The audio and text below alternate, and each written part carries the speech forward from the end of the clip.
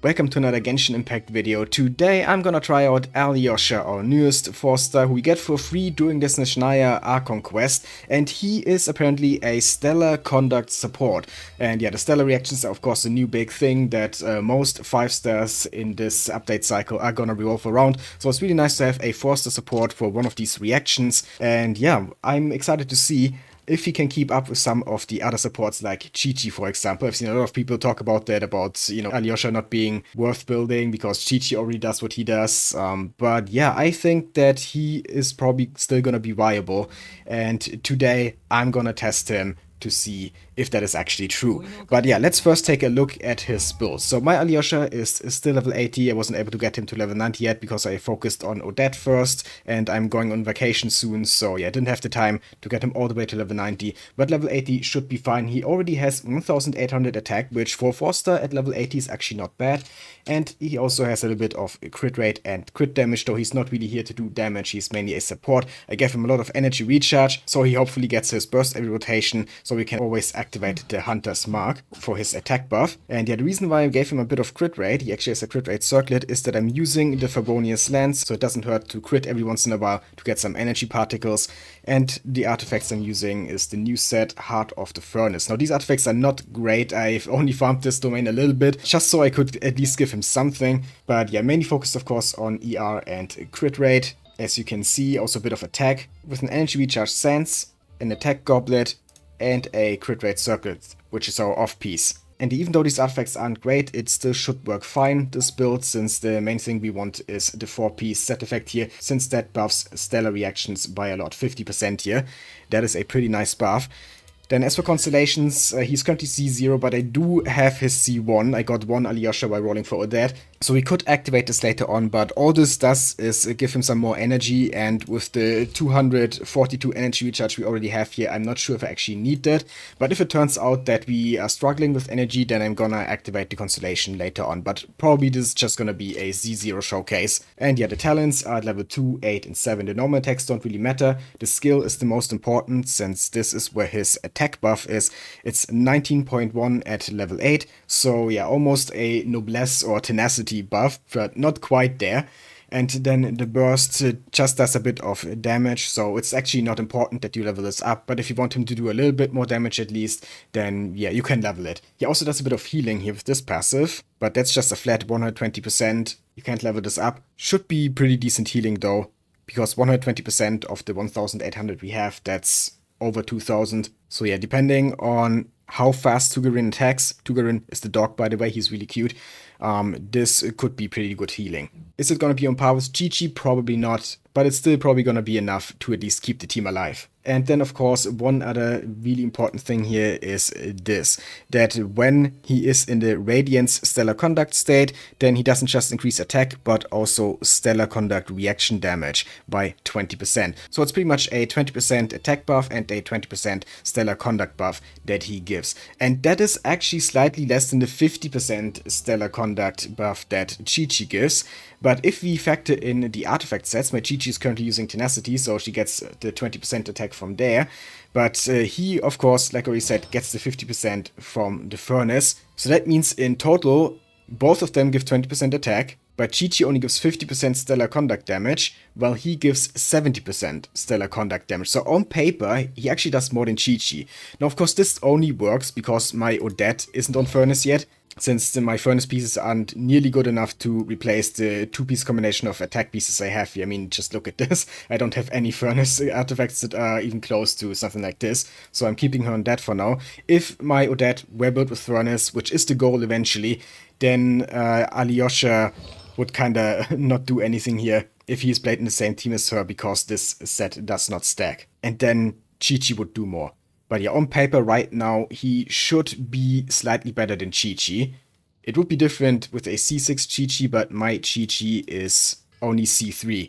And I don't think it's fair to calculate this with C6 Qiqi anyway. I've seen a lot of people do that, compare Alyosha to C6 Qiqi, and I'm like, yeah, I mean, she is a standard character, but it doesn't mean automatically that everyone has C6, right? I mean, I've been playing this game since 1.0, and look at my Qiqi, I'm not even close to C6. With standard characters, it's like, yes, potentially you could have a few standard C6s after a few years, but also if you're really unlucky, you're just getting the same standard characters all the time and missing some others. There's no guarantee to ever get the specific one you want. So yeah, I think it's not really fair to calculate C6 here for Qiqi when comparing her with Alyosha. And for this showcase, my Qiqi is in C6 anyway. So yeah, we're testing C3 Qiqi with Tenacity versus Z0 Alyosha with Furnace. Let's see how it goes. And the team I'm gonna use him in is simply my Zandrone team. Usually we have Qiqi or Nicole in the first slot, but this is where Alyosha goes now. And yeah, this team is basically my strongest team right now. It easily reaches over 160k DPS with either Qiqi or Nicole, both of them work and can reach those DPS numbers. And if Alyosha can do that as well, well, that would actually be amazing because he's just a 4-star. And yeah, that means the team would then be lower cost, so to say. But yeah, let's first, before I go to the DPS dummy, go over to Masanori and Inazuma to test Alyosha on his own a bit. See how much damage he can do, how much healing he does, stuff like that. How frequent his electro hits are. Is his electro application good? You know, all that kind of stuff. I want to test that first before we actually go and see how much DPS the team does. So to activate his buff, we just need to use his skill and then skill again or burst. Because then this mark that is now in Masanori will activate, but of course we don't have the burst yet. But just one use of the skill almost brought us all the way there. We have like 80% energy right now. So yeah, the high energy recharge is really noticeable. Now if we do this again, we apply the mark again, now we get the burst. And now if Tugarin attacks him now, yeah, now the mark is gone. And now we should have a bit more attack. Yep, now we have almost 2000. Because now the Hunter's Mark has been activated and we get that 20% or, you know, actually 19% attack buff. So that's how that works. So as long as we have the burst, this is really easy to activate. Now, next up, let's let Masanori hit us several times here. So that we can test Alyosha's healing.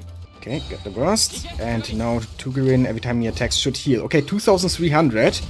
Yeah, that's not bad. And it's pretty fast healing ticks here. Tugarin attacks like, I don't know, maybe like 1.5 seconds, I would guess. So yeah, actually pretty decent healing. Not bad at all. And he's really simple to play. Like, it's really not a complicated kit. You just use skill, then burst, then you switch out to the other characters. And he buffs them, and he heals them. And yeah, very simple, but potentially really strong 4-star. As long as you have a stellar main DPS like Zandrone. So let's apply some Electro now. And do some stellar conduct here. So we get 40k here without any buffs on Zandrone. So let's see now how much stronger it's gonna be after we use Alyosha. Let's apply some cryo so we can trigger the stellar conduct with him.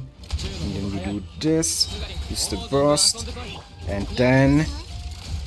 Okay, 81k there. Stop blocking, Masanori.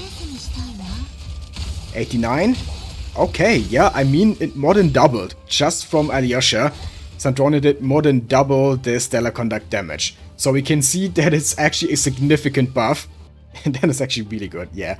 Okay, I'm already loving this. Very easy to play and very strong, yeah, like I already said. Okay, then let's do this again here and just kill Masanori off real quick. Shouldn't take long. Yeah, this time it was only 43k here. Because we didn't trigger any stellar conduct with Alyosha, since I didn't apply cryo before attacking with him. So that means that we only got the attack buff, but not the stellar buff. And yeah, you could really tell. So a big part of the support, of course, is coming from the artifact set, not just from Alyosha himself. But yeah, Masanori is gonna be way too frail to use the full team on him, so let's go over to Kongamato, who can tank a bit more, and see how fast we can kill him with this team with Alyosha as one of our supports here. And I'm trying to think about the rotation here. We should probably go Yamiko first, then Odette, then Alyosha, then Zandrone. Right? Yeah, I think that should be the best rotation. So like this, then we use Odette, then Alyosha. Oh, we don't have the burst. There we go.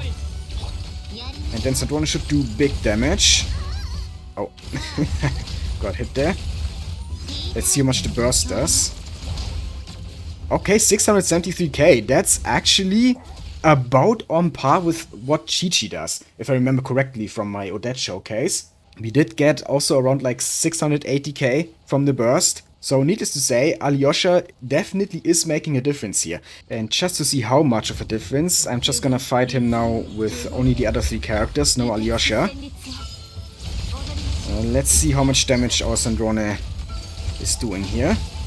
Yeah, below 100k now with the charge attack, and the burst is doing 480k now. Yeah, so Alyosha increased it by like 200k. That's actually significant. He's definitely really good. The only reason why people are sleeping on Alyosha is because Qiqi exists and does similar things, you know. But you should definitely not sleep on him. He's actually really good as a stellar conduct support. Now, of course, you could also use both of them together if you're lacking either Yamiko or Dead. That's also a possibility, of course. It doesn't have to be either or. You can also just play both of them in the same team. But yeah, with the characters I have here, it's pretty much a competition between Alyosha, Qiqi, and Nicole also. But yeah, for this video, I'm just gonna keep it to Alyosha and Qiqi. So let's go over to the test dummy now and take a look at some actual DPS numbers. And first I'm gonna use the Qiqi version of this team here. We've already seen it during my Odette showcase that this team reaches like 160k plus, but just as a refresher, and so we have a direct comparison with Alyosha in this video, I'm gonna do one run with this, and then we're gonna switch over to Alyosha. So first we set up Ya's stuff here, then use Qiqi, Odette, use Odette's skill, and then we unleash Snezhnaya. Some big damage here. The burst here does 611 actually, that was lower than with Alyosha. I think it was Nicole actually that we reached 680 with, if I remember correctly. But yeah, the DPS is of course pretty good either way. We're at over 160 now. And one more burst. And yeah, this is where our third rotation ends, and we're at 166k. Yeah, it's about the same as in my Odette showcase, where I also was able to reach like 160 to 168. So this is what Alyosha has to measure up to. And if you take a look at the damage distribution here, most of it is coming from Snezhnaya, of course, followed by Yamiko and then Odette, with Qiqi not doing anything. I'm wondering if Alyosha is maybe gonna do a bit more damage than Qiqi, but it's probably not gonna be much more, if it even is more. I'm guessing the distribution of the damage is gonna be around the same with Alyosha. But yeah, let's switch over to him now and see if we can even reach 160. I mean, in theory, we should be able to reach around the same damage numbers with him as we did with Qiqi.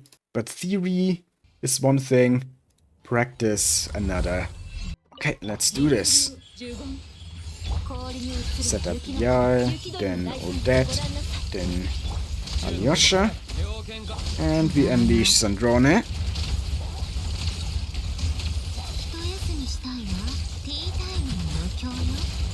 Okay, over 140 already.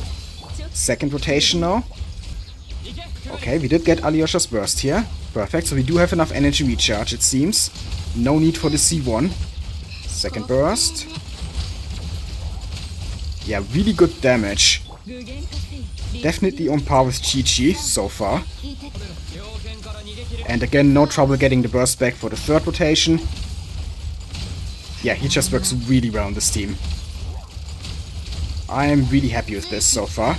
And now last burst, and then we end the rotation.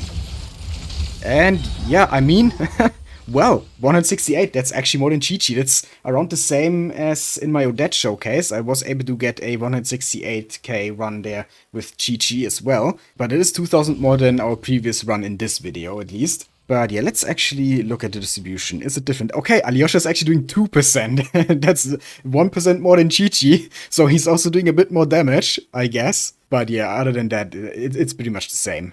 Well, that tells us a lot, actually. That tells us that Alyosha is indeed a pretty decent replacement for Qiqi. He can definitely keep up with her. And I mean, my Alyosha here is also C0. So if you get some constellations for him, he's probably going to be even better. And at C6, he's definitely going to outclass Qiqi, I'm pretty sure. So yeah, for 4-star, not a bad performance. Really not bad. People were criticizing him so much prior to his release, just because of Qiqi, but like, he's a 4-star.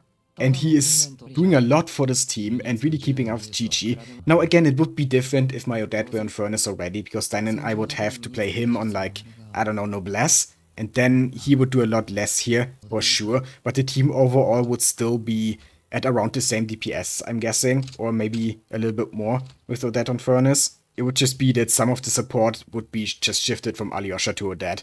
In the end, it doesn't really matter, as long as we reach these insane DPS numbers. But yeah, overall, we can definitely say that he's a really good support, especially for a 4-star. Definitely a very viable option for your Stellar Conduct team. But yeah, with that being said, that's pretty much it already for this showcase. Short but sweet. I hope you enjoyed. If you did, then please leave a like, comment, and subscribe for more Genshin Impact and other gacha content. I'd really appreciate it. Thank you for watching, and have a nice day.